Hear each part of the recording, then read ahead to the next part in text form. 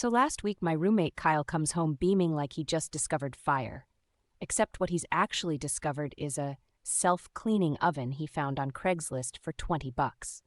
Now, Kyle's the kind of guy who thinks expiration dates are just suggestions and that air frying is a conspiracy by Big Salad, so I should have been more suspicious.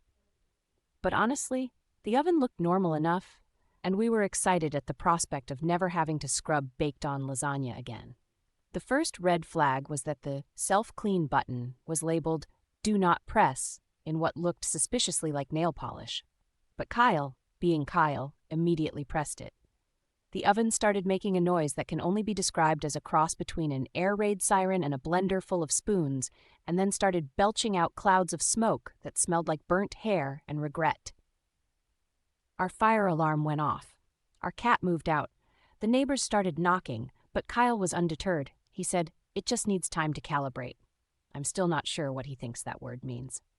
By the end of the week, the oven had only succeeded in setting off every smoke detector in a 3-apartment radius, melting 2 spatulas, and possibly angering some unseen household gods.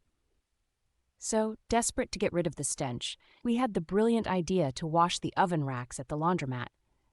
Now, if you've ever tried to explain to someone why you're stuffing greasy metal racks into a commercial washing machine, you'll know it's a tough sell. Especially when halfway through the cycle, the machine started making that same unholy noise, and then the laundromat was filled with a thick, greasy fog that smelled like burnt cheese and failure. Long story short, we're now banned for life from the laundromat.